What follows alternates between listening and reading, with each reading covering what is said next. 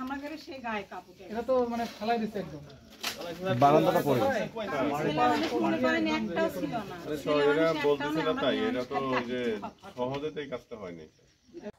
জাতিগত বা হিন্দু সম্প্রদায় বা সংখ্যালঘু এই ধরনের কোনো ঘটনা এখানে চোখে পড়েনি।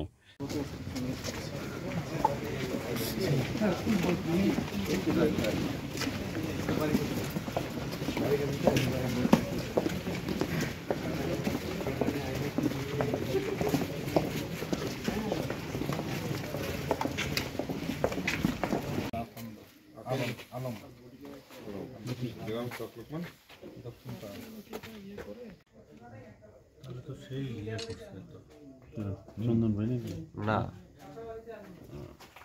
ফোন ধরছি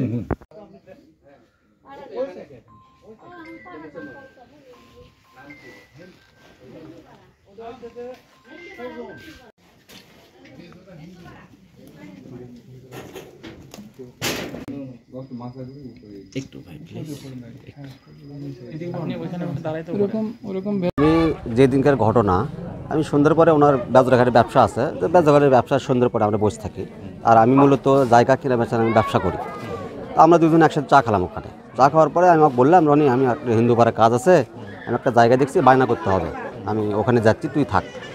তো বলতেছে যে আমিও যাবো। তাই আমি বললাম যে ঠিক আছে, তাহলে চল দুই বন্ধু একসাথে যাই।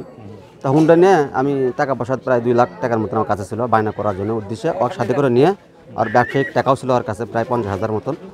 ওর সাথে করে নিয়ে আমি হিন্দু পাড়ার উদ্দেশ্যে রওনা দিছি। যাতে প্রতিমধ্যে আপনার একটা বটতলা নামে একটা জায়গা আছে, মানে সাথে আবার কালী মন্দির আছে।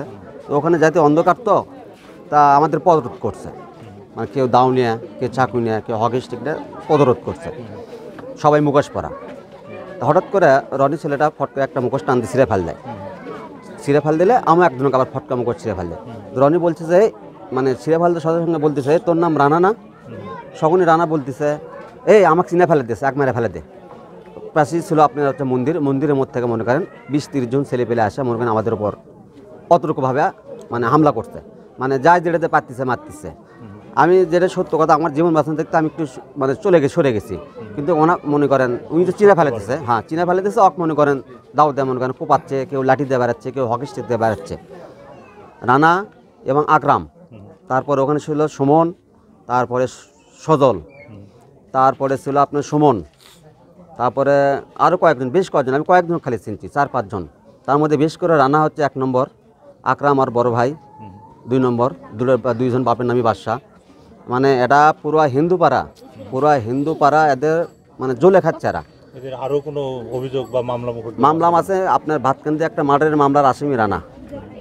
আকরাম হচ্ছে সুদের ব্যবসা করে, পুরো হিন্দু পাড়া জগলে সুদের ব্যবসা দিয়ে মানে করে এত অত্যাচার ওনারা করতেছে। কয়টার দিকে ঘটনা আপনার হবে ঈশান নামাজের 8:45 কি 8টার মধ্যে হবে। এত সময় মানে লোকজন ছিল ওখানে কোনো লোকজনই ছিল না, মানে হিন্দু পাড়া তো এমনিতে হিন্দু পাড়া, সন্ধ্যে লাগলে সবাই বাসার মধ্যে ঢুকে পড়ে, কেউ ছিল না। পরে যখন আমাকে মাধ্যমে যখন চিকিৎসা শুরু করছে, তখন 2-4 জন লোকজন বাইরে আসছে।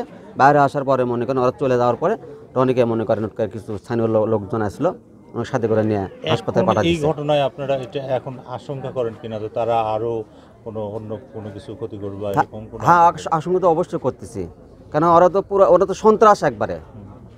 ওরা যে কোনো মুহূর্তে আবার মনে করেন ধরেন আমার উপরও অ্যাটাক করতে পারে, কারণ আমি তো তাদের চিনে ফেলছি আমাকে। হ্যাঁ, আমাকে চিনে ফেলে দিছে একবারে। আমি দৌড় না মারলে আমাকেও মারে, কিন্তু আমি মানে জীবন বাঁচানোর ভয়ে আমি মনে করি সরে গেছি। ওরা আমরা অবশ্যই আমি আশঙ্কার উপর আছি।